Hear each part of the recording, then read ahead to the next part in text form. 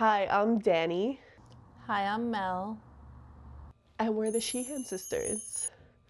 If you haven't seen our faces before, we like to do podcast and commentary style videos on different topics we like to talk about. So grab your coffee, your beverage of choice, your snacks, get cozy because we have a lot to talk about today. I have my Clausen pickle jar for my coffee today. I love it. I love reusing jars. Very resourceful. Did you see that? There's this little animation. I don't know if I'll find it, y'all. I'm sorry.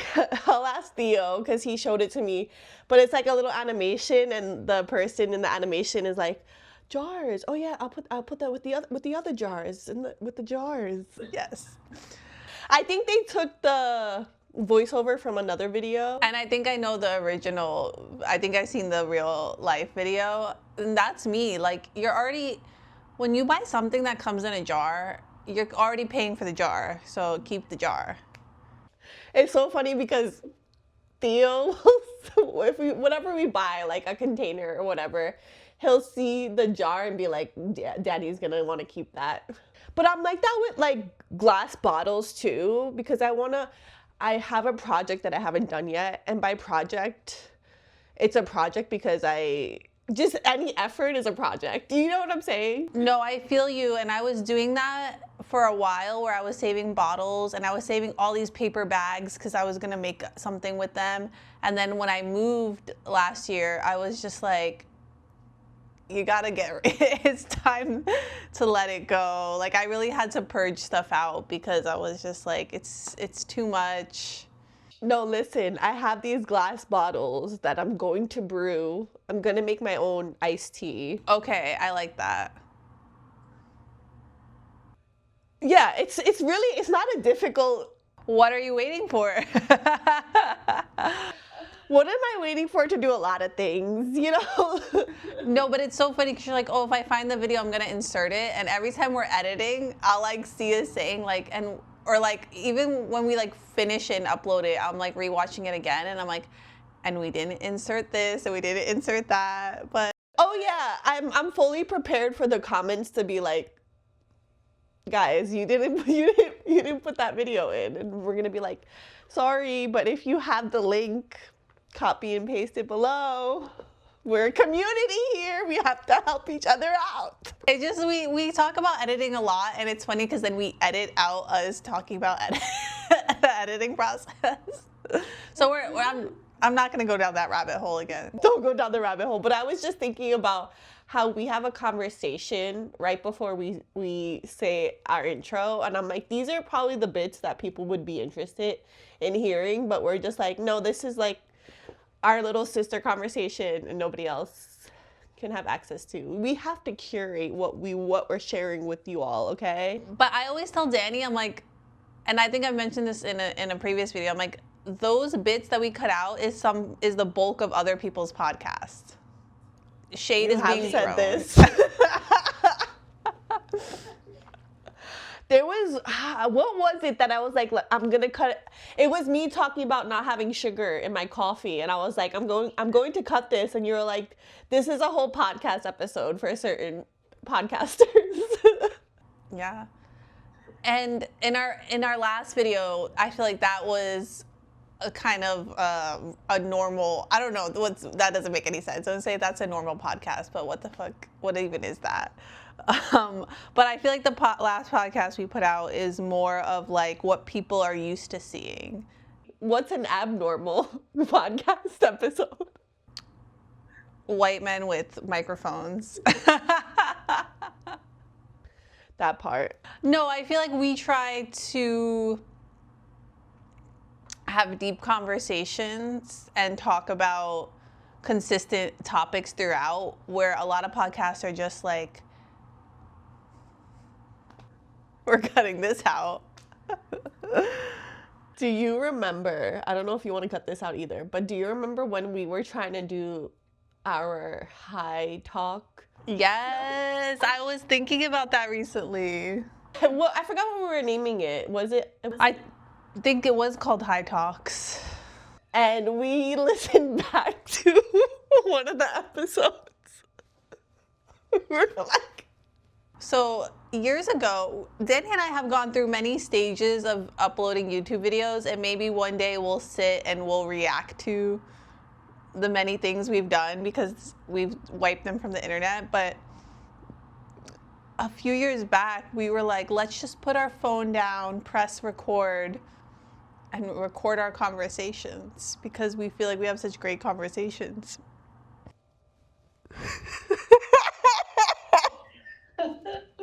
while smoking. While smoking, and then we're listening to the back, and it's just like, what is this? But I feel like there was one conversation we had where we did talk about like the elites and like kind of like more so leaning towards like the Illuminati conspiracy. So I just think that it's interesting that back then we're like, this sounds insane. And then, you know, cut 2 years later. Well, I was thinking about, because I was watching, I don't know if you watched Aphrodite's reading on aliens, because Obama mentioned them in one of his recent interviews. I didn't watch that video yet, but I'm confused because didn't they already confirm aliens? Didn't they already come out with like the CIA or the FBI? Didn't they already say that? Like, why are people still shocked? Like, I've known my whole life that they exist. And no one seemed to care when I said it.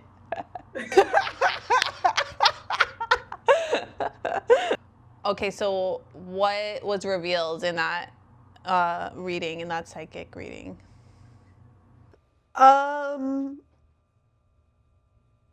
He was basically confirming that a lot was said, but ultimately we can't hear the aliens, and our country, America, doesn't want to focus on extraterrestrials because they're more concerned with money. Yeah.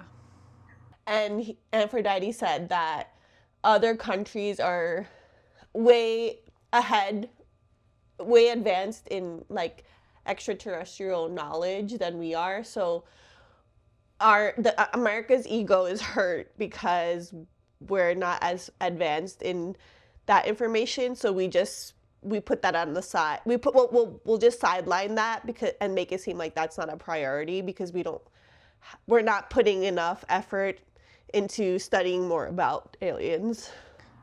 And I feel like that can go for so many things in America that we're not advanced on. And all we care about is money. Well, I really want to have an alien experience before I leave this planet. What if they don't want anything to do with us? No, Aphrodite was saying that they do. They do want to make contact. Do they want to save us? I just want to be able to have a conversation with a being that is not from planet Earth. Like, stay tuned for our next episode. We're gonna start having guests on. Maybe that's where my soulmate is. It's not on this planet. That's what's happening. You did see spaceships. Right. We've had a lot of paranormal and abnormal experiences in our life. Yeah.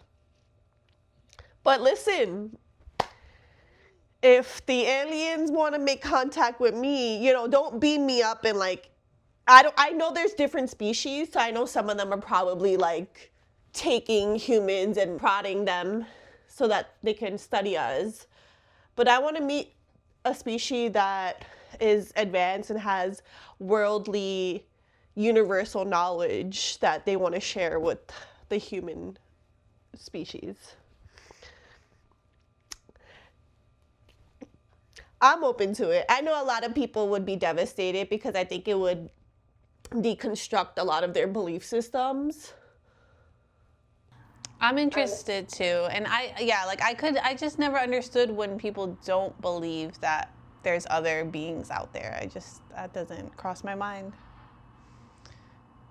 I just want to know their concept of Life. mortality, and yeah, like I want to know what their society is like. I want to know their concept of like what happens to you after you die.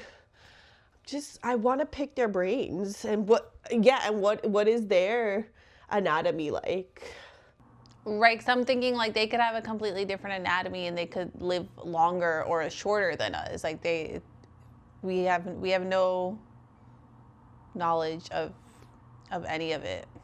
I do think we could live longer, but unfortunately our system is actively killing us on a regular basis, so. And do you think they make movies and they write about us? They're like pissed. They're like seeing the movies that we come up with and they're like, the fuck is this? Listen, if they are making movies, I'm pretty sure they have more accuracy about the human species in their movies than we do about aliens. It's literally a documentary, and then everyone's like, can you believe that and they're like scared. They're like, that could never happen. Right, and then I think Aphrodite was mentioning that they are worried about the administration or people of power like taking advantage of them or trying to weaponize them. Of course, and if they do that to their own species, why would they not do it to another? Exactly. Well, we weren't expecting to talk about aliens today, but I do have an interest in aliens, so let us know your theories below. All right. Love that little side conversation to start the video, because the rest of the video, it's gonna be another dark, sad video, because we are talking about our book for the month of February, which was The Bluest Eye by Toni Morrison. Yes, we did try to lighten up the channel with our last episode, but of course, a lot of the topics we do end up choosing are painful in a way. I'm happy that we read another book. We're sticking to our book club. Second book of the year. We did it. We completed our second book of the year. I hope you all are following along. So we did read the synopsis that's on the back of the book, but do we want to give an overall summary, or do you want to just dive in and start talking about certain parts that really stood out to you? Well, I'm trying to think on how I would summarize it. Do you have one that you think?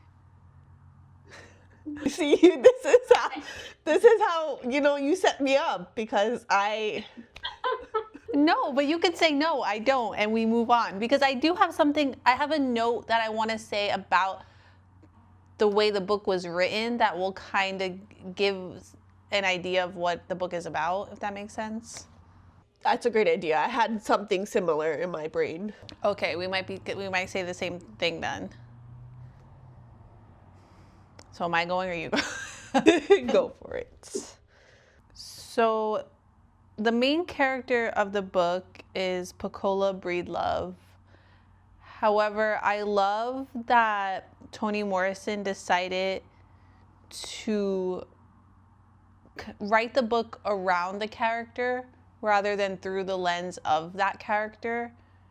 So the worlds around her is built, and you hear the story of her mother's life and her father's life and her schoolmates' lives, and there's only a small part where it shows what's going on in Pecola's mind towards the end, but the whole book is curated around that character. Yes, we have our initial narrator, Claudia, who she is the narrator throughout the book, but then they have side characters who will come in and we'll get their thoughts. So let's jump to page 20. How do you feel about that? I have something I want to. I have a post-it on that page. Yes, I have a quote and then some notations I wanted to point out, and I think this is a good spot for us to start.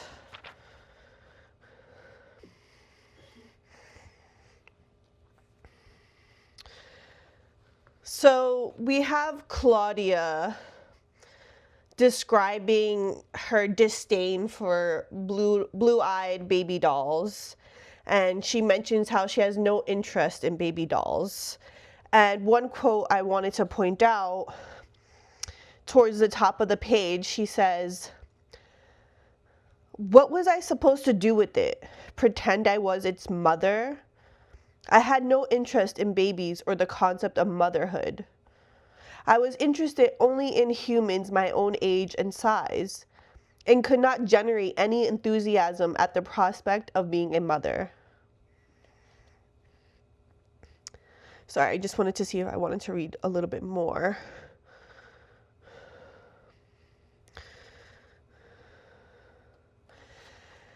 So she goes on to describe the baby dolls that she receives and explains that she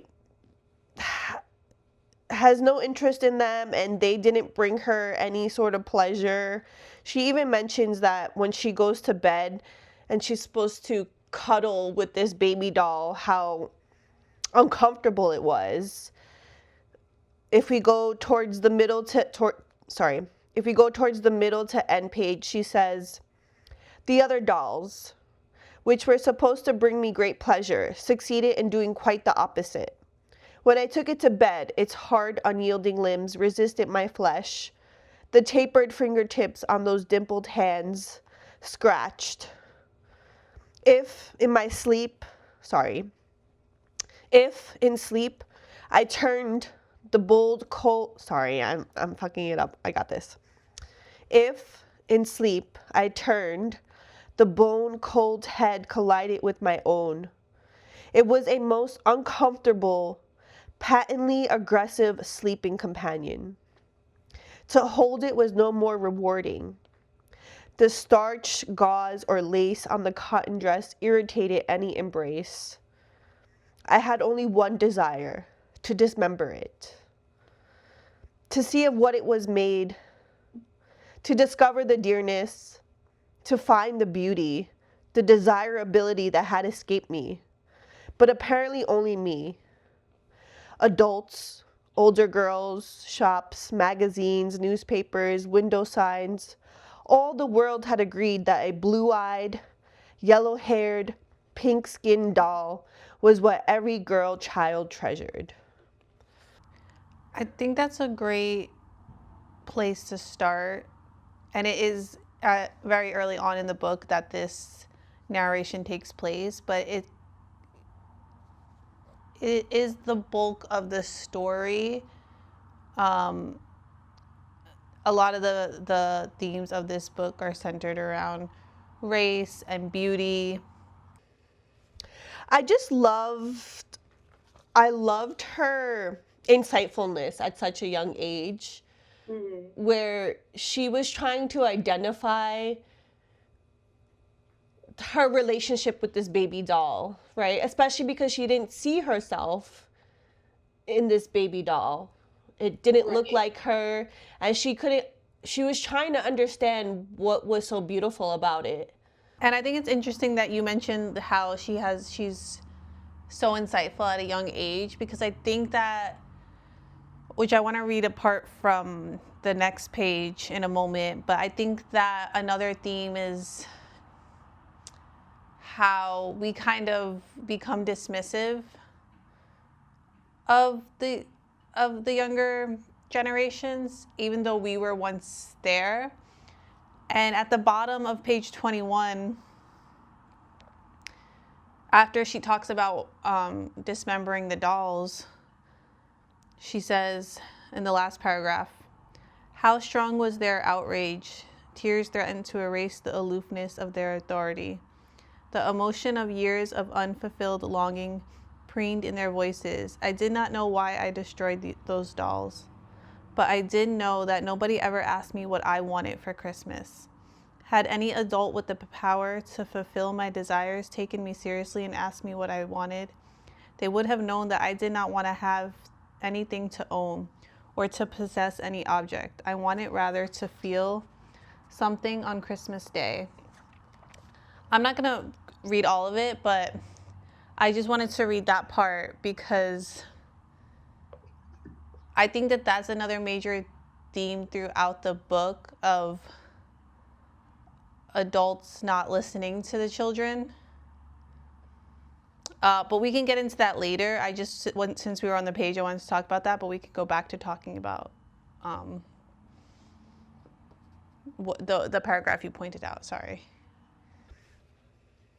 Her desire to dissect the baby doll, to,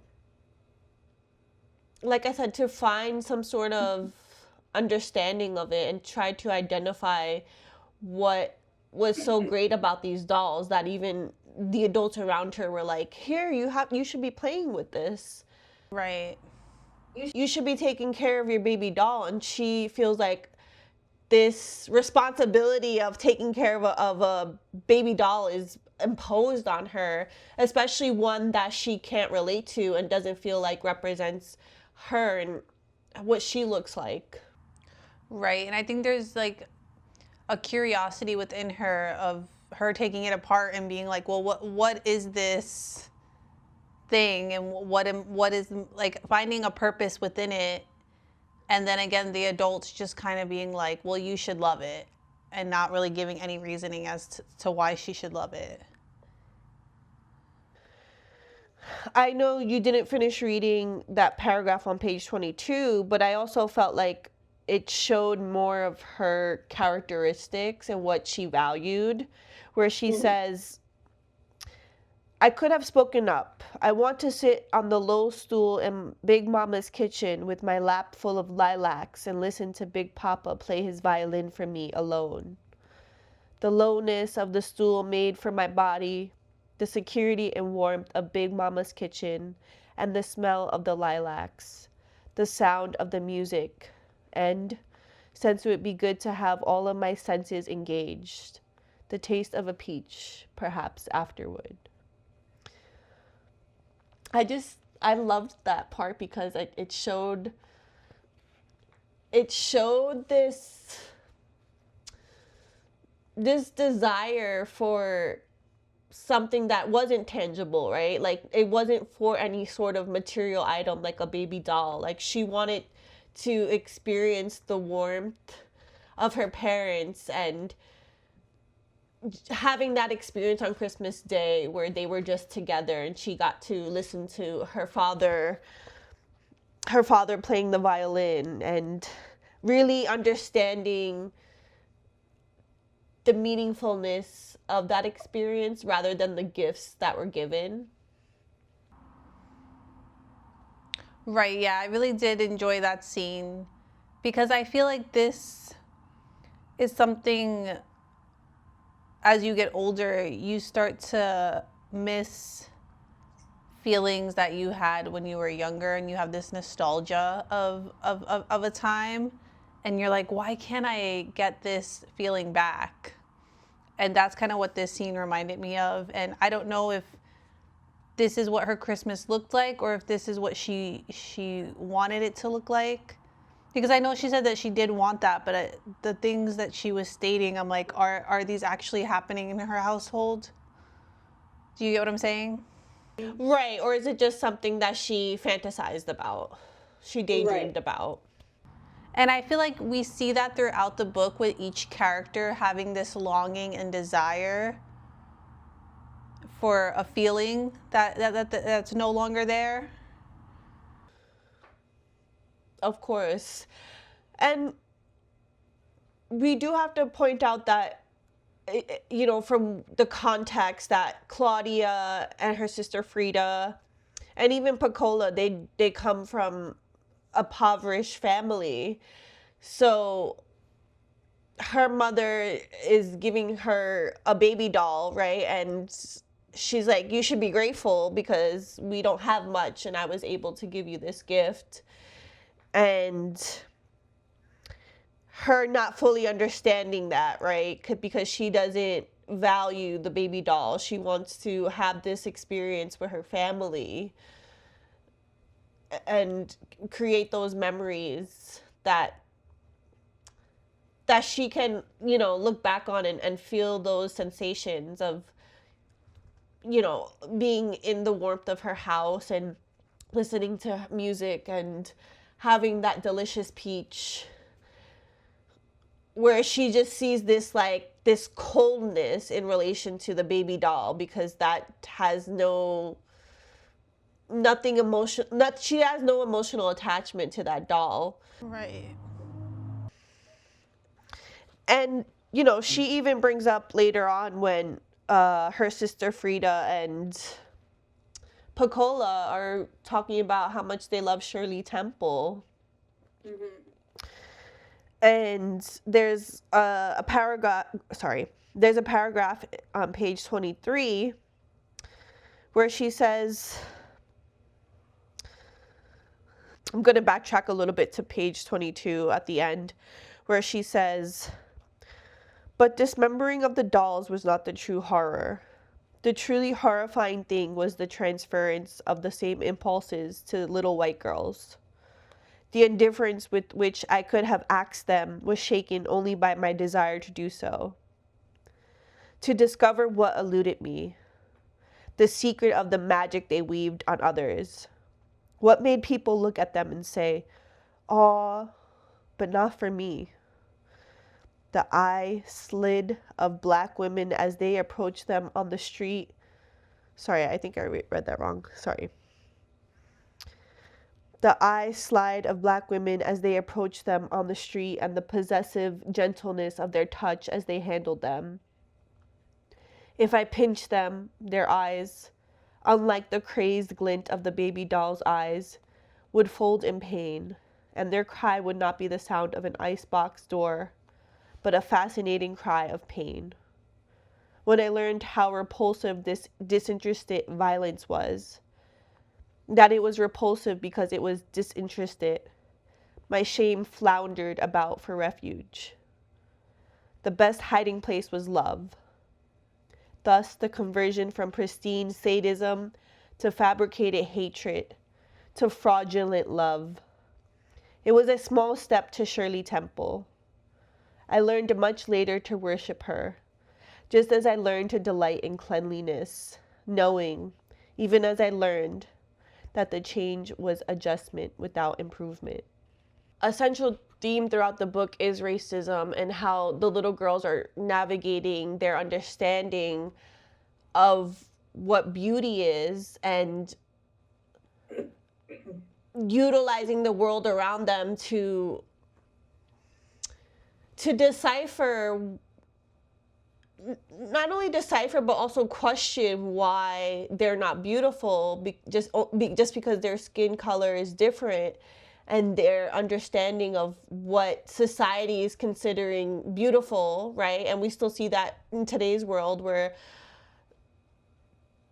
it's being enforced that the beauty standard is whiteness or is lighter skin. And we have made strides from the 1970s, but unfortunately these same issues are still prevalent. We talk about beauty standards a lot on this channel, and I think that's one of the reasons we were drawn to this book. But obviously there's so many parts of this book that we can't really speak on, but it did give us a lot of insight and perspective. And I just think back to being a little girl, and I don't think, obviously those were never things that crossed my mind when I was given a doll. But I agree with what you're saying, how like that is still the beauty standard. Blonde hair, blue eyes is still the beauty standard. And I was thinking of how it was just last year, there was the Sydney Sweeney American Eagle campaign, and there were so many people who couldn't see the issue with that campaign and why it was such a big deal. And it's just, I just saw like a mirroring of like themes in this book to like flashing forward to 2025, where it's still being forced. It's still being reinforced. And then people not seeing the racism and the hatred behind it. How there's, again, a blonde hair, blue-eyed woman, white woman talking about how she has good genes. And everyone just being like, oh, it's a play on words. And it's like, it's so much more deep-rooted than that. This is why we are choosing the books we're choosing, because it's a reminder that sure, there may be different sectors of society that has progressed, but then we read something like The Bluest Eye from the 1970s and realize just how significant and prominent it still is today, and we still have to continuously combat these standards, right? These stereotypes, these racial issues. It's something that we, especially we say too as white women, we have to be mindful of. And we are reading this story so that it's a reminder of the perspectives that we don't live on a daily basis. We don't experience on a daily basis. And it's unfortunate that we have little girls feeling like they're ugly because they're already being taught that they don't have the right skin color, they don't have the right eye color. Right, and they're still fighting till this day for representation. Exactly. And unfortunately, we see it time and time again where cycles repeat itself, and just when we think we are overcoming a lot of issues, we have a president who wants to revert all of that progress. And just a few weeks ago, we have Trump and the administration putting out a video targeting Barack Obama, Michelle Obama. And just, again, showing blatant racism. And it's like, here, that was such a historic part of life, to have a black president and to have Michelle Obama and Barack Obama in the White House, and they represent so much for so many people. And the fact that they are in such a high power, they're great people, and they're still, not that anyone should be targeted, but I feel like some people, and I feel like in this book too, it's like, well, if I get to this certain place in life, I'll be accepted. And it's like some people are just so filled with hate that like no matter what, it's not even about who you are as a person, and it's about they just have hate and racism in them, and there's nothing that it seems like there's nothing anyone could do to change that. I'm not phrasing that. I feel like I didn't phrase that correctly, but do you get what I'm saying? Of course. No, I'm glad you pointed that out. And this is why we're doing our book club, because we want to inform other white people that you should be reading books like this, and especially books from Black authors, so that you can understand a life experience that you will never personally be affected by. Yes, and I do want to make it clear that when we have discussions like this, although our videos are always for everyone, when we have certain discussions like this, we are talking to the white people, because obviously we're not going to sit here and try to explain anything. Like, we're not about to have some kind of innovative idea on how to solve racism or anything of that standard, and we're not here to tell people of color how to feel or what to think or anything of that nature. I just want to make that clear as well. Like, certain conversations we are having are directed towards white people, not in a sense to separate, but to be like, listen, you guys need to do better. Definitely. And I was watching an interview from Toni Morrison, and she says she wrote this book because she wasn't finding a book like this. She wrote this book because she didn't see this experience being written, and she wanted to be able to create that herself. I watched the interview too where she mentioned how if race isn't stated, a lot of people will assume that it is a white person. And again, that's also about the ego, where you're reading a book and you're like, I'm going to put myself in the main character. And if a white person reads a book like this, you can't put yourself in the main character. There may be things that you relate to, but you are not Claudia, you are not Pacola, you are not them. Even if there are parts of them you can understand. I think that's a great point. And I want to express something right now too that I may not express in the best way.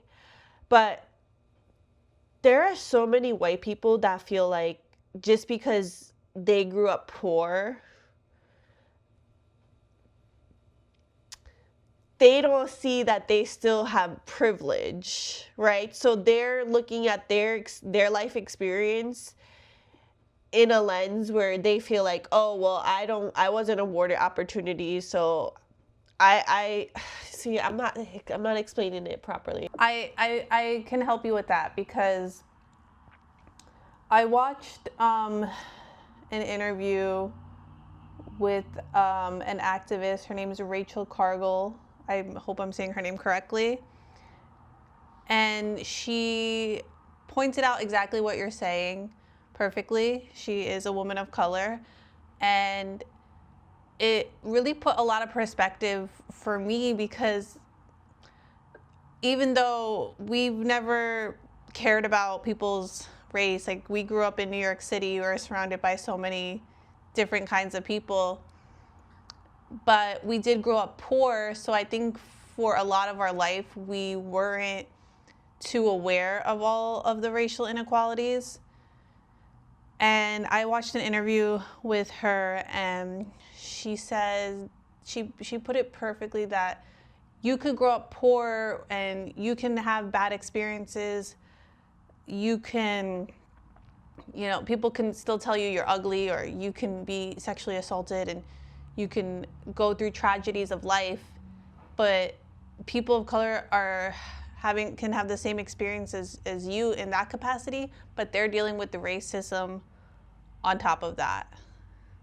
So as a white woman, I can be assaulted, but the way that it's going to be handled by society is going to be a completely different experience. And the motivation behind that is also going to be a different reasoning than that of a woman of color. And I think that was really eye-opening for me, because I think for a lot of our lives, like I said, there are parts of this book where I relate to the character, but I am still not that character, where I'm like, well, we grew up poor, and our mom would walk around the house yelling and complaining about things, and there are things that mirror it, but I wasn't going out in the world and being called out for what I looked like. And I don't know, is that something kind of like what you're trying to express? Exactly. Yeah. Thank you for helping me out.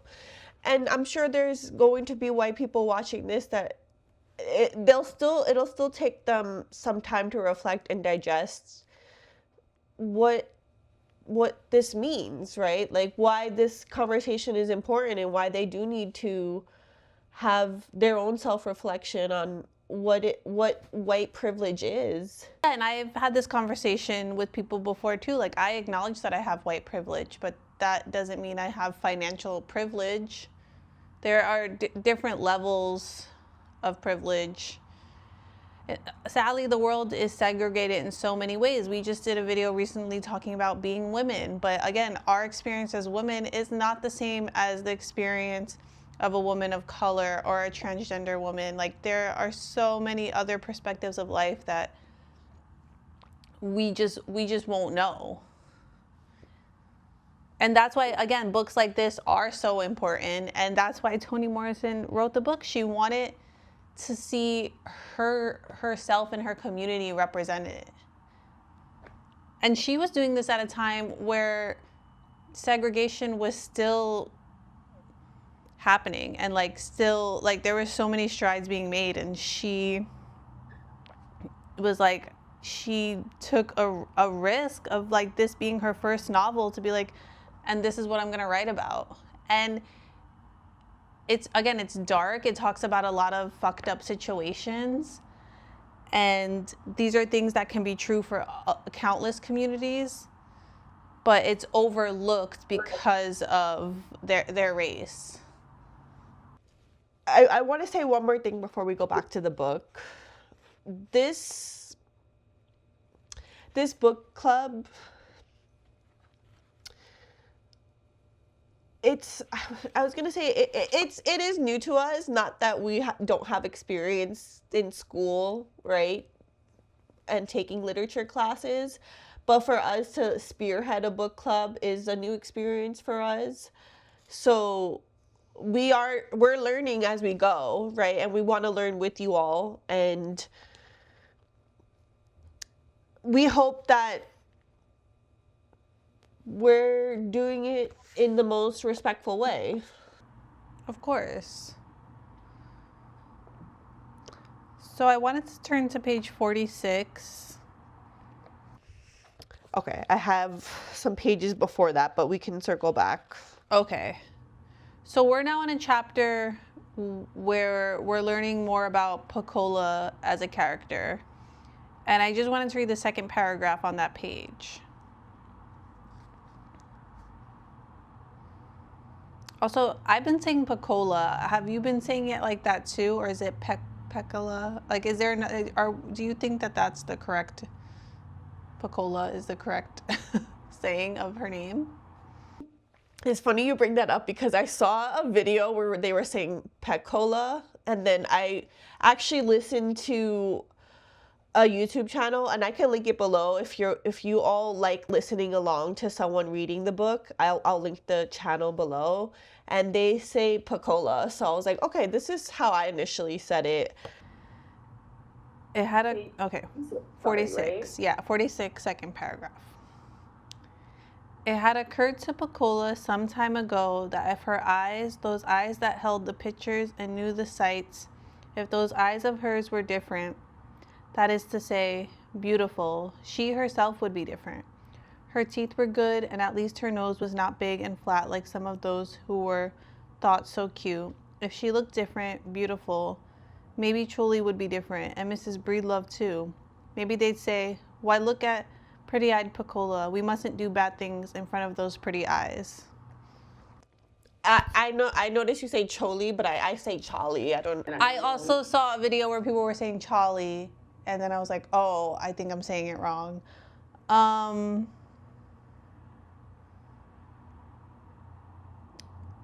think that this paragraph is also another summary of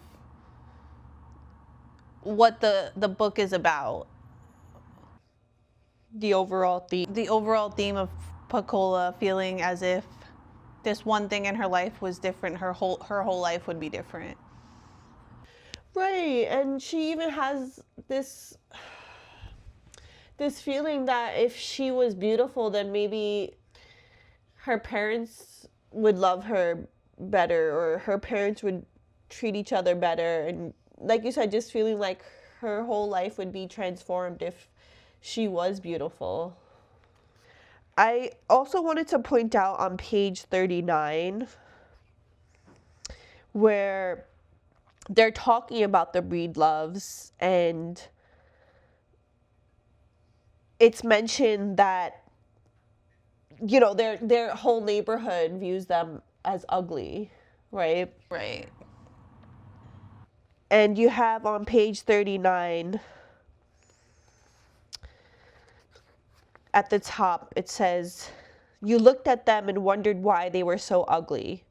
You looked closely and could not find the source. Then you realized that it came from conviction, their conviction. It was as though some mysterious, all-knowing master had given one, sorry. It was as though some mysterious, all-knowing master had given each one a cloak of ugliness to wear, and they had each accepted it without question. The master had said, 'You are ugly people.' They had looked about themselves and saw nothing to contradict the statement. Saw, in fact, support for it, leaning at them from every billboard, every movie, every glance." Right. And I feel like this was one of the topics where I don't have much to say on, because I feel like this is, and this is shown throughout the book too, how there's also racism within their own community and hatred within their own community. How Pecola is still being looked down upon. And Mrs. Breedlove talks about that too when she first moved into the neighborhood, how like she didn't even feel community with the other Black women there and felt like they were judging her. Which is, again, enforced by white people, by white supremacy. Right. This is why we see this throughout all different cultures, where having lighter skin is valued over those who have a darker skin tone. Right. And I feel like, again, that's just repeated through the whole book, how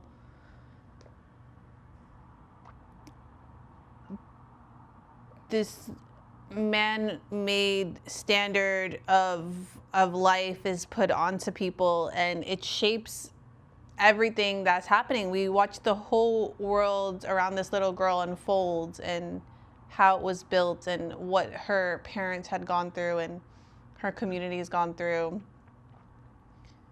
To, unfortunately, it leads to, I was going to say her demise, but I don't even know if that's the correct terminology. I do agree with you.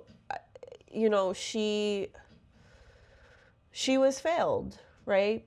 By everybody around her.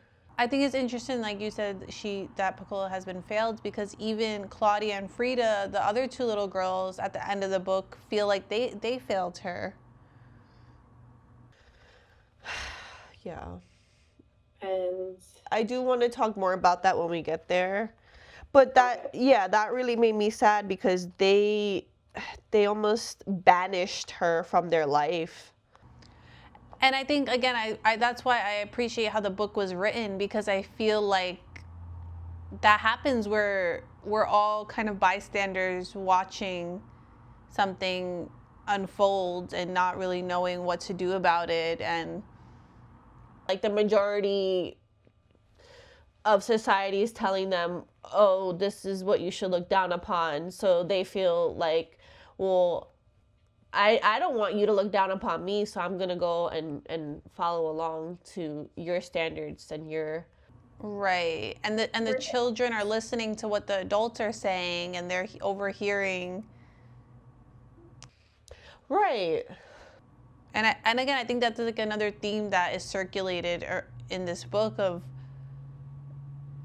a lot of, because again, going back to like Mrs. Breedlove and Choli, of like their childhoods, and like, again, maybe also feeling like they were failed in some capacity, or not led and directed in the right way. Absolutely. And, you know, I feel like Pecola is observing the people around her in her life, and she's trying to get an understanding of what love is, and even self-love. And there's a There's a quote on page 57, I believe. We find out that Pecola hangs out with these three women who are prostitutes, essentially. And those are also influences to her understanding of what it means to be a woman, what it means to value yourself and your body. And she has this moment, it was on page 57, where she's reflecting on her parents, and she's reflecting on the three women in the room and their stories, right? Because we have Miss Marie who's telling her a story of her love, Dewey, right? And Pecola has these thoughts, right? She says, this is what is this? The second paragraph in. Okay. Pecola went to the window and looked down at the empty street. I'm gonna skip over a little. Okay.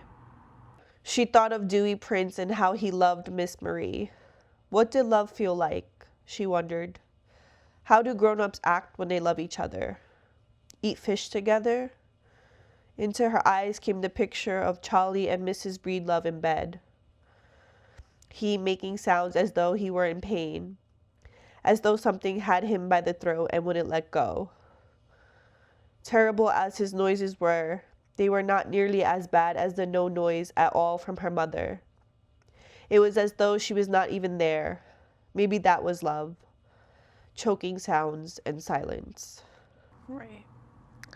I have two things I want to say to that. I just want to know how it seemed like the only people that did treat Pecola with any decency were these women who were also looked down upon in society, who were like people like, well, they're just whores and they're bad people. And in reality, they're the only ones showing any kind of ounce of kindness to Pecola.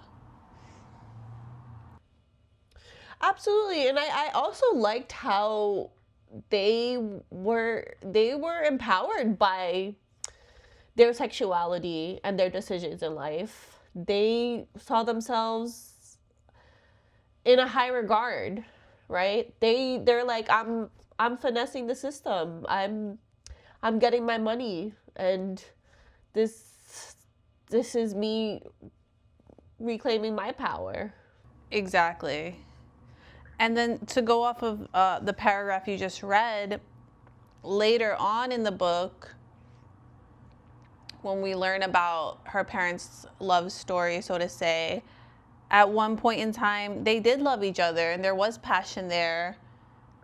And then over time, it fades away. And it's interesting.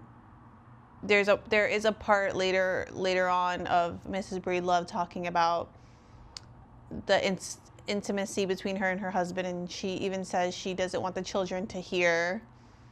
And it's interesting, like the parallel of like Pecola not of her hearing the silence, so to speak, of her mother, and later on her mother saying that she didn't want her children to hear what was happening. But also, it's also revealed that, like, as their relationship went on, she wasn't as into this being intimate with her husband. Right. And so as much as she didn't think her children had any idea what was going on, they did. Okay, so we wanted to turn to page 63 and talk about this scene where the girls, Claudia, Frida, and Pecola, are walking home from school, and they are walking with another student named Maureen Peel, she's a popular student, I would say, right? From what they described. Comes from money also. or is I guess middle class compared to them. So on this day, Maureen decides she wants to walk home with the girls, and she takes a liking to Pecola and starts asking the girls a bunch of questions, and even treats Pecola to ice cream, and starts inquiring about, hold on, let me turn to that page. So Maureen asks Pecola if she menstruates yet, and Pecola says yes. And on page 70, towards the top, Maureen says, "So do I." Maureen made no attempt to disguise her pride. 2 months ago I started. My girlfriend in Toledo, where we lived before, said when she started she was scared to death, thought she had killed herself. Do you know what it's for? Pecola asked the question as though hoping to provide the answer herself. For babies. Maureen raised 2 pencil stroke eyebrows at the obviousness of the question. Babies need blood when they are inside you, and if you're having a baby, then you don't menstruate. But when you're not having a baby, then you don't have to save the blood, so it comes out. So Pecola starts inquiring more about menstruation and babies, and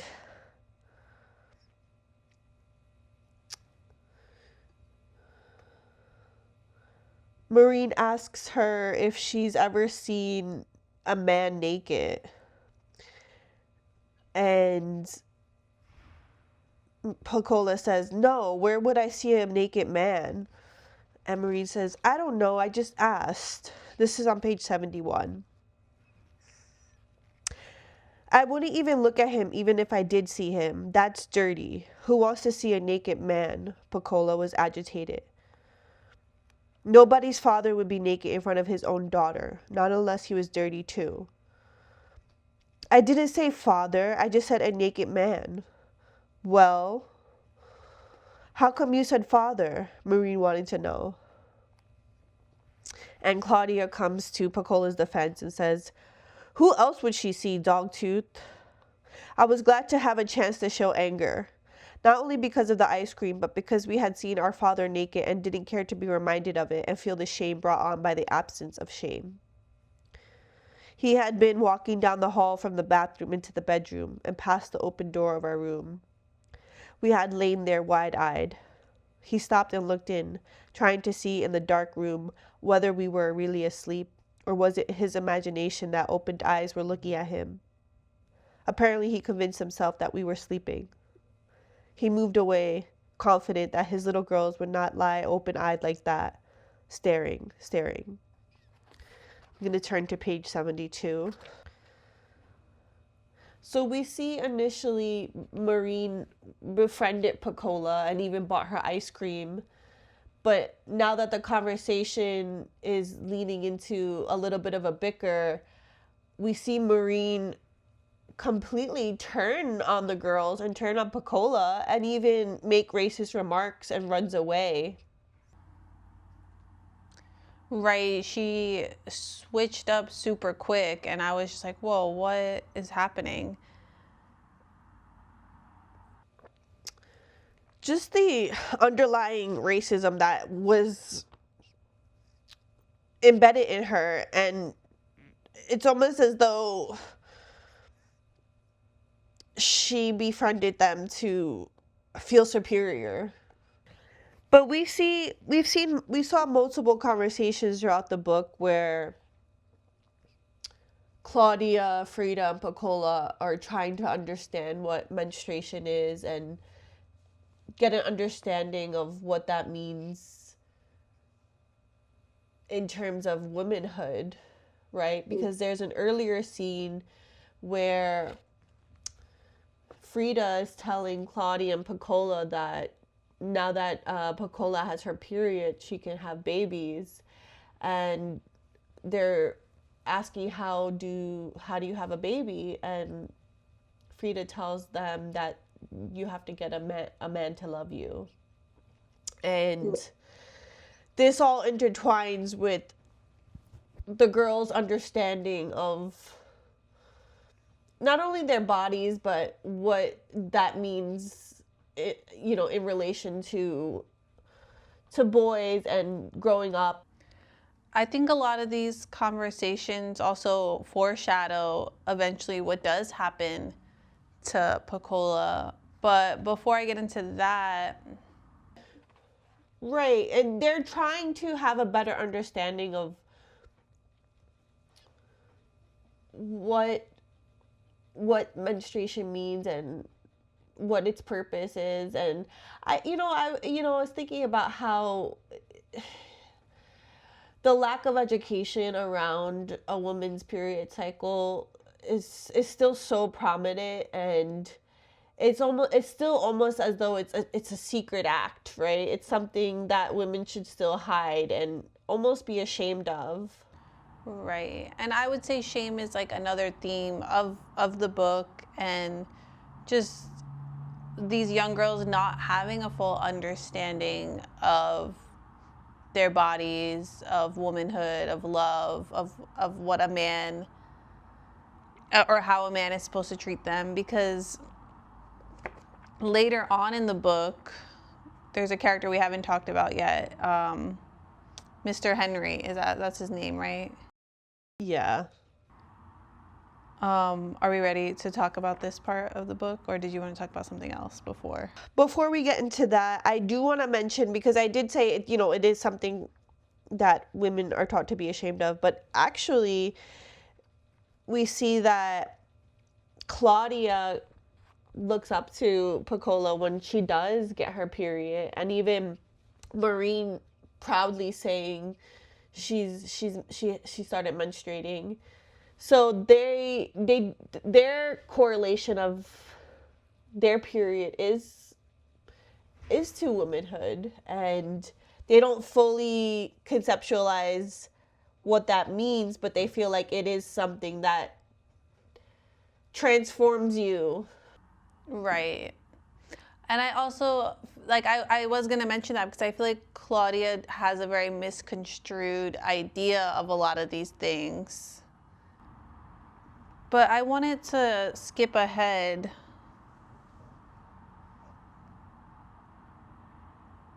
because I feel like it pertains to again, the girls having these certain conversations and their understanding of things. How later on in the book, Frida is assaulted by Mr. Henry, and she's opening up to Claudia and telling her, and Claudia's not really understanding the negativity behind what's happening. Yes. What page is that? Remind me. So I'm on page 98 to 99. And on 99, when Frida is opening up to Claudia, the way she responds is really interesting to me. So Claudia is saying to her, "Well, what then? Come on, Frida, how come I can't know? He picked at me." "Picked at you? You mean like Soaphead Church?" "Sort of." "He showed his privates at you?" "No, he touched me." "Where?" "Here and here." She pointed to the tiny breast that, like two fallen acorns, scattered a few faded rose leaves on her dress. "Really? How did it feel?" "Oh, Claudia." She sounded put out. I wasn't asking the right questions. It didn't feel like anything. "But wasn't it supposed to?" "Feel good, I mean." Frida sucked her teeth. "What'd he do? Just walk up and pinch them?" She sighed. "First he said how pretty I was, then he grabbed my arm and touched me." "Where was Mama and Daddy?" "Over at the garden weeding." "What'd you say when he did it?" "Nothing, I just ran out of the kitchen and went to the garden. Mama said we was never to cross the tracks by ourselves." And then I'm going to go to the next page.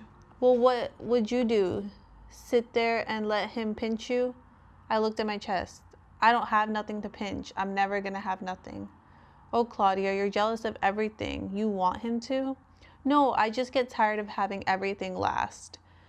And I just wanted to bring up that part, how like Claudia's not understanding why her sister is affected by this, because they weren't really taught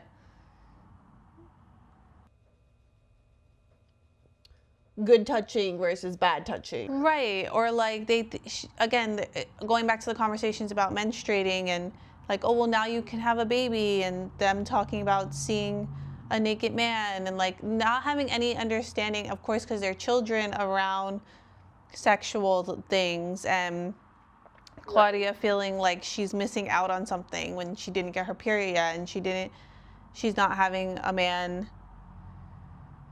give her attention. And then even later on in the book, when something happens to Pecola, like thinking that there's love behind those actions. Right. And just the whole misunderstanding that this wasn't okay. The conversation continues, and Claudia keeps asking Frida why she's crying. And Frida keeps explaining to her what happened. And like, again, she's just not getting what is so bad about it. And that's Right. that's interesting to me. And then also in this conversation, it's revealed that her mother and father did take it seriously and protected their daughter. And kicked Mr. Henry out. I think she even said that the dad... Wait, did she say the dad beat him up? The dad wanted to beat him up, and then they were screaming with the neighbors, and then one of the neighbors handed him a gun, and he was shooting at him. Right, and looking back at this scene, they mentioned Soaphead Church, who's another character that we briefly learn about towards the end of the book. Mm-hmm. And realizing that they were exposed to an inappropriate act, right? Right, because it's revealed later that Soaphead Church is a predator who likes little girls. And it's kind of just like, I don't know, it's very like briefly mentioned here, but again, just like the casualness of this conversation. Right, and how we have three adult men characters in this book, right? Mr. Henry, Soaphead Church, Charlie, who are predators and have acted inappropriate with these little girls. Right. And like you said, Claudia not being fully educated on why it's so inappropriate, because she is viewing it as something she's missing out on in terms of becoming a woman. Right. And I think that that's, again, something women are taught to like get the approval of men, and that's something we've talked about in the past as well. And then Frida goes on to express that she feels like she's now tarnished. Right. On page 101, she says, I don't want to be ruined. And Claudia says, what's ruined? You know, like, and Mel and I realized we were saying this word wrong. What's the right way to say it? Hold on. Maginot Line. She says, you know, like the Maginot Line, she's ruined. And the Maginot Line is Miss Marie. That's what they call her. Or rather, their mother calls her that. She says, you know, like the Maginot Line, she's ruined. Mama said so. An image of Frida, big and fat, came to mind. Her thin legs swollen, her face surrounded by layers of rogue skin. I too begin to feel tears. But, Frida, you could exercise and not eat, she shrugged. Besides, what about China and Poland? They're ruined too, aren't they? And they ain't fat. That's because they drink whiskey. Mama says whiskey ate them up. You could drink whiskey. Where would I get whiskey? And I feel like, again, this conversation shows their innocence of just like hearing the things the adults are saying and then how their mind is correlating what it means. They don't understand that these women are prostitutes. Right. And they're associating with how like Miss Marie looks or how China and Poland act, right? So they're associating their looks and their drunkenness to being ruined. Right. And like you said, it does show their innocence where they're like, oh, well, then you should start drinking whiskey since you think you're ruined. You know, I think we continue to see Claudia and Frida's innocence, especially when they learn from the women in the neighborhood talking about it, about Pecola becoming pregnant. Mm-hmm. And they want to save the baby. Right. And they have this innocent moment where they feel like if they plant this, because they have these seeds that they were going to sell, and they decide to plant the seed, and they feel like if the seed grows into flowers, then the baby will live. Towards the end of the book, we learn that Pecola's father is molesting her. And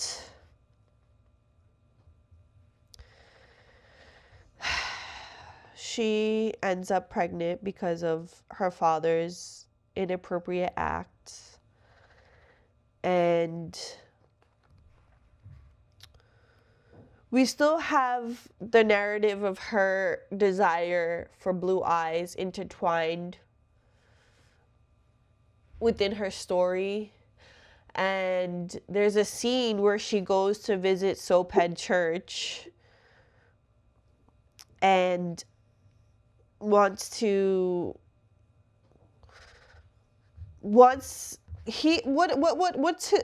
describe his role? He thinks he is a god, I would say. He has a very god complex, but he's not a good person. But I guess he promotes himself as like a psychic healer. He's hit here on page 173. She found one of his cards and he advertises his gifts and services by saying, if you are overcome with trouble and conditions that are not natural, I can remove them, overcome spells, bad luck, and evil influences. Remember, I am a true spiritualist and psychic reader, born with power, and I will help you. So Pecola finds his card and wants him to help her gain blue eyes, wants him to transform her eyes. And I believe this is where Toni Morrison starts hinting that Pecola is pregnant. I also find a lot of irony in the fact that this man believes that how he says if you're overcome with trouble or if you need something fixed, that he's going to fix it, but then blames God for his desires that he has. Right. I just wanted to point that out when you reread that. But yeah, so she is troubled, but goes to him about wanting blue eyes. I feel like, again, she thinks that this is going to, in some way, solve all of her problems. Right, and we don't fully know how Pecola is feeling about being pregnant. It is mentioned, and you know, she does end up losing the baby.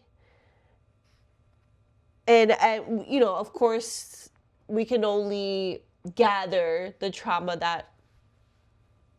that causes her, right? And we see Right. that at the end where you mentioned where she kind of descends into madness. She still reinforces that belief that if she was beautiful, all of these bad things wouldn't have happened to her. The character Soaphead Church tricks her into believing that she does have blue eyes. And there's so much meaning and so much to unpack there, where at the end we have this dialogue of Pecola and herself, essentially, or an imaginary friend that she's created, where she's looking in the mirror and she's talking about how she has blue eyes. Right. And I think it's interesting because in this conversation, she says how people won't even look at her because they're jealous of her blue eyes. But what we Right. learn from Claudia's narration is that she's kind of been ostracized from the community, and everyone's talking about her because of what happened. And now, sadly, Pecola's in this psychosis almost of believing she now has blue eyes and everyone is jealous of her, and that's the reason that no one is looking at her and talking to her. Of course, and I do think it's a coping mechanism, especially when she does briefly mention what her father did to her, but she just as quickly pushes it away. Right, and says we're not going to talk about that. It's sad. This scene was really sad. It's hurtful because she's isolated now, and she's still so young and hopeful of the world, but you know, society and even her friends abandoned her. And I'm sure her mom is trying to navigate her own understanding of the situation and her emotions, and just putting her mind more towards her work, more towards her job. And we just have this scene of Pecola by herself, which is why she probably created that imaginary friend. And chooses to focus solely on beauty, and she feels like she has the blue eyes now. Even then, she's desiring to have the bluest eyes, and Right. starts asking if her eyes are bluer than this person or that person. Right, and I just want to read on page 204 at the end.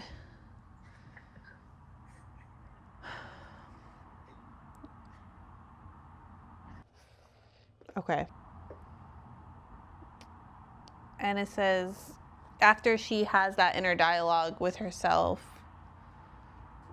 it says, so it was. A little black girl yearns for the blue eyes of a little white girl, and the horror at the heart of her yearning is exceeded only by the evil of fulfillment. We saw her sometimes, Frida and I, after the baby came to... We saw her sometimes, Frida and I, after the baby came to soon and died, after the gossip and the slow wagging of heads. She was so sad to see. Grown people looked away. Children, those who were not frightened by her, laughed outright. The damage done was total. She spent her days, her tendril, sap-green days, walking up and down, her head jerking to the beat of a drummer so distant only she could hear.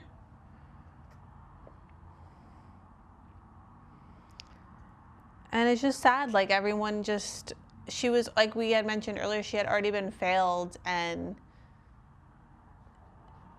everyone just abandoned her.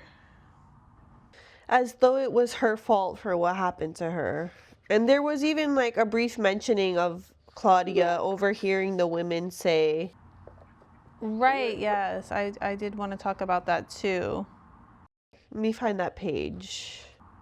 189. Yes, this is where Claudia and Frida learn about what happened to Piccola. So Claudia overhears them saying, "What you reckon make him do a thing like that? Beats me, just nasty. Well, they ought to take her out of school. Ought to. She carries some of the blame. Oh, come on, she ain't but 12 or so. Yeah, but you never know. How come she didn't fight him? Maybe she did. Yeah, you never know."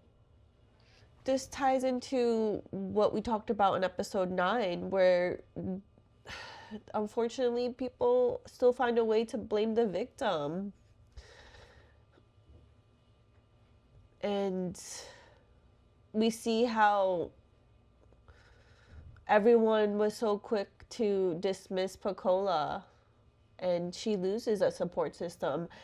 And it's hard to say she really had one, right? Because it seems like she had to navigate her world and her life by herself, and really stayed in her own imagination and her own observations, and even looking at the women she did talk to, who were the prostitutes, and still trying to get an understanding of her place in this world.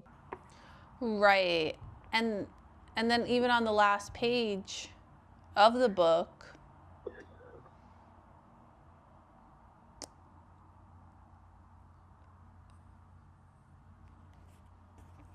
Yes. Claudia even says, "Oh, some of us loved her," and she puts the loved in the quotation marks, which is interesting. Right, and mentions Miss Marie and her dad. Right, and says that her dad must have loved her, and she's like, "I'm sure he did." And then she says, "He, at any rate, was the one who loved her enough to touch her, envelop her, give her something of himself to her," which again goes to what we were talking about before, where their understanding of like what love is and what being a woman is and intimacy like is misconstrued. It's heartbreaking because we know that there are too many people out there that have experienced this same trauma, and we're left to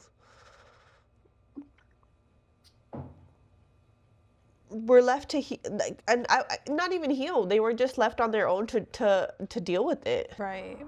And she's so young. She's only 12 years old.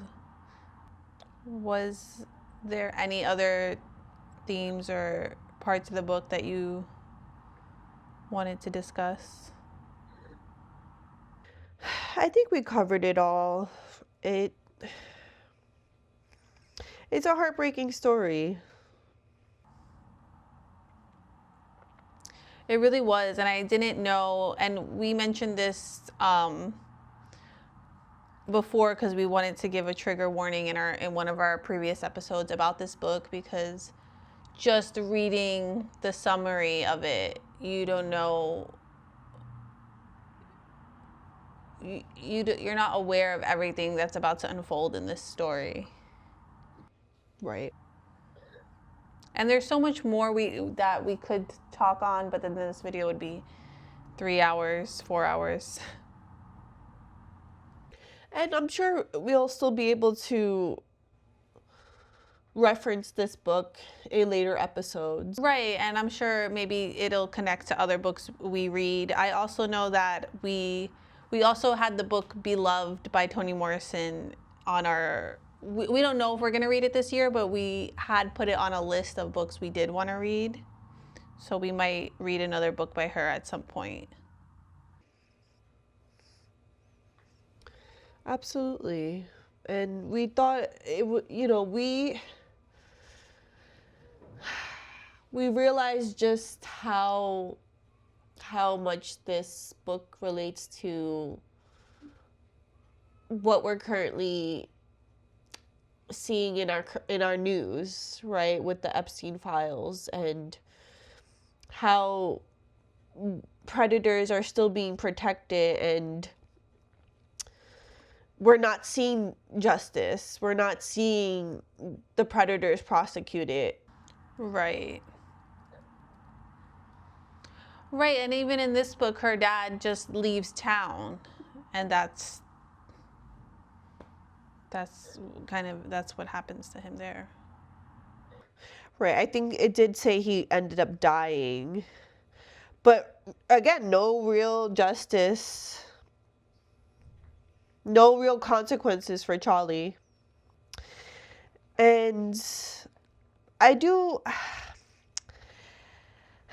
It's unfortunate, right? Because they did allude to Mrs. Breedlove beating Pecola when she found out, right? Right, and even when Pacola's having that inner dialogue with herself, she's kind of also saying that her mom didn't believe her, Right. even though there's the proof of the pregnancy. And this, unfortunately, is still.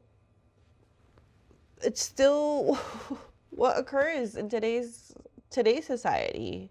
There are so many families who don't believe when a child speaks up and says this person harmed me, and they just refuse to believe that about that family member or about that friend.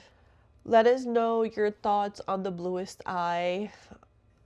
I know it was a difficult read. But we do want to hear how you felt reading it and what you observed and what you took away from the book. And should we announce our next book? We do have to announce our next book. Yes, thank you for the reminder. Another book completed. And I'm excited to move on to our next book. Do you feel like it's going by pretty fast? It is. It flies by. But you know what? It is a great way to stay consistent and to meet your goals if you are looking to read more. Right. I have been procrastinating a lot, but then every time I do pick up the book, I'm reminded of how much I do love reading. Same. So our book for the month of March is The Handmaid's Tale by Margaret Atwood. I have read this book before, so this is going to be a reread. Have you read it? I haven't read this, believe it or not. And we know there's also a series made on this show. I mean, there's also a series made on this book. So maybe that's something we'll look into after reading the book. Yes. Should we read the back to give them a small synopsis? Okay. Mel and I have two different versions. So I believe you have an older cover of The Handmaid's Tale. So that summary is going to be a little bit different than the more modern cover. In Margaret Atwood's dystopian future, environmental disasters and declining birth rates have led to a second American Civil War. The result is the rise of the Republican of Gilead. Am I saying that right? That's how I would say it, Gilead. A totalitarian regime that enforces rigid social rules and enslaves the few remaining fertile women. Offred is one of these, a handmaid bound to produce children for one of Gilead's commanders. Deprived of her husband, her child, her freedom, and even her own name, Offred clings to her memories and her will to survive. At once, a scathing satire, an ominous warning, and a tour de force of narrative suspense, The Handmaid's Tale is a modern classic. And I do think we will see parallels, like we were just mentioning. Maybe we'll talk about The Bluest Eye again, because what I do remember from reading The Handmaid's Tale, even though, again, it's a work of fiction, I feel as though a lot of what happened in this book has happened in real life. And I think it's more of a horror for white women, again, just to go into race, because I do think a lot of how women are treated in this book is how slaves were treated. And that's something we can get into and talk about when we finally do read the book. And unfortunately, in our administration, they're still trying to strip away women's rights and still trying to control our reproductive system and trying to take away. Right, they overturned Roe versus Wade, so that's Right. just... Right, they're trying to take away women's health care. Yeah. You know, it's a lot of these books are so emotionally devastating. Right, we mentioned this before, like we are picking fiction books, but they really do mirror the real world so in so many ways. And it's not a fiction of like fantasy. That's not the kind of book club we are doing. Maybe we should put that disclaimer out there. We're going to be reading a lot of realistic fiction, dystopian fiction.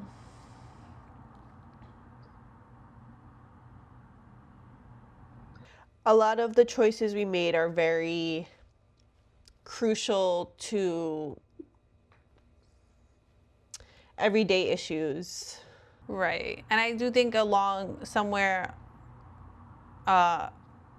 we have a few books planned out, and I think there's going to be a few memoirs in there as well. Yes. We did want to speak on more topics today, but we know every time we do a book review that is going to be the bulk of our video. So I don't think we're going to get into our other topics that we wanted to discuss.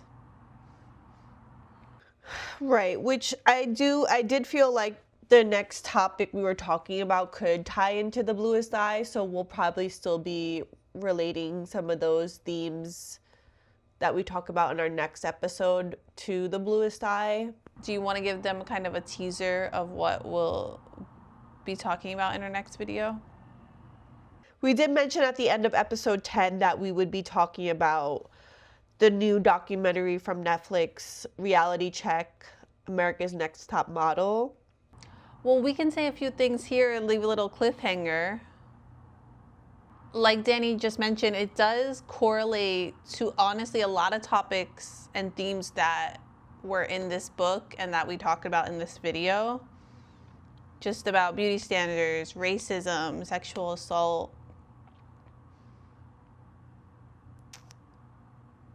It's just interesting. Danny and I were talking about this too, how like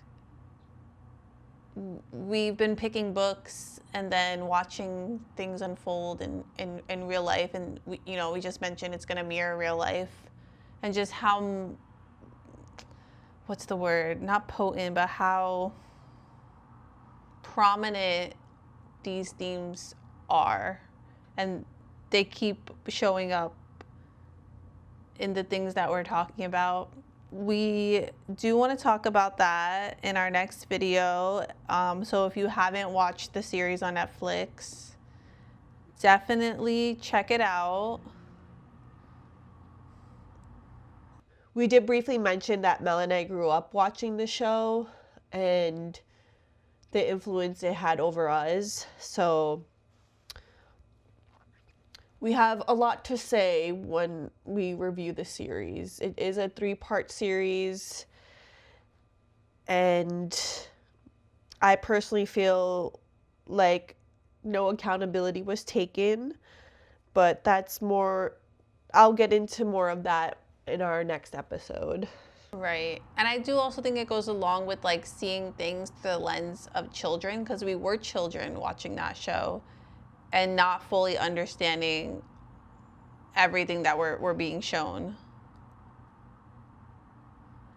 And I do know that Vice TV is putting out their own documentary on America's Next Top Model. So maybe Danny and I will watch that. Because I know there were a lot of models who chose not to be in this documentary, and I think specifically because they knew Tyra was tied to it. Right. She doesn't have any producer credit. I do. Right, she was just in it, but I just feel like just her being in it itself, I feel like a lot of people were weary to be a part of it.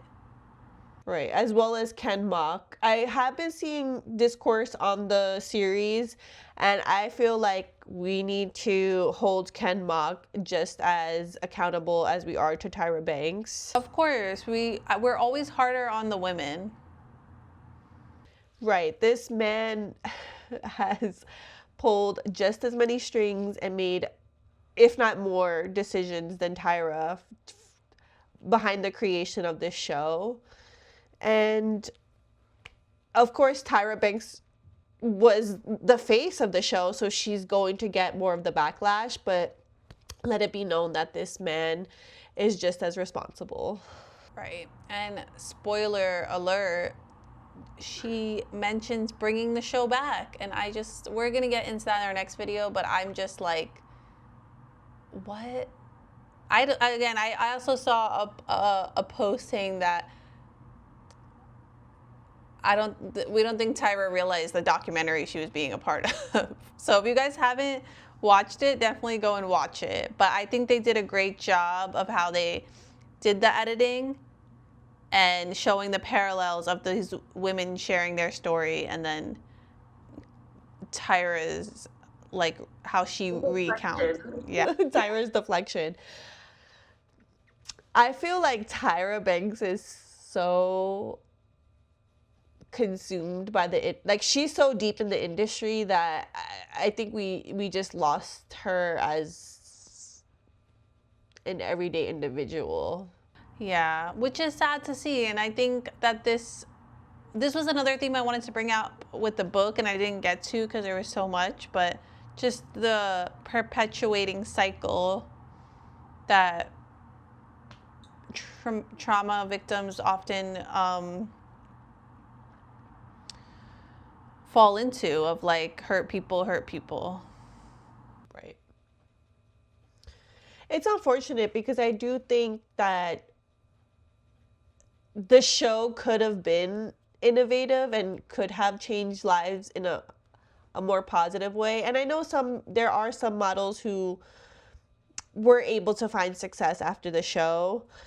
And Tyra Banks and Ken Mock did create a show that was never seen before. We didn't know the behind the scenes of what it means to be a model and how to enter that industry and what it really entails. So it could have been so monumental in a positive way, but it's unfortunate that ratings above anything else was the force behind where the show moved into. Of course, and that goes for so many reality shows. Of course, reality shows are always going to be exploitative. Of course, yeah, and I think in the future we'll see more people coming out about other shows that have, and we have seen it happen, but I think more and more we'll see people being exposed, because a lot of reality TV shows try to act like they're going to show reality, and then we end up finding out how heavily produced and manipulated it is.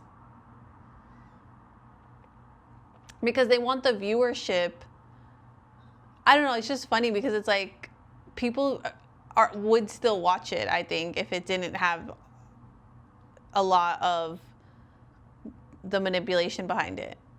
And I feel like YouTube can kind of attest to that. YouTube and TikTok can kind of attest to that, where, and we've talked about this before, where sometimes there are people who feel like, oh, I need to put on this persona and this, when in reality, what we're really looking for is just normal, just like some kind of normalcy and like something that's actually relatable. Right, that's what I'm saying. Like, I think Tyra Banks had a great idea, and we all would have been interested in following the behind the scenes of the industry. But to be honest, the industry is toxic in it of itself. So they wanted more shock factor every season, so they continuously exploited the women that were participating. Right. And that's what I'm saying. And then we see that with influencers where they're like, if I do this absurd thing, and then it just gets kind of ridiculous. And we lose the plot completely. Right, which we will.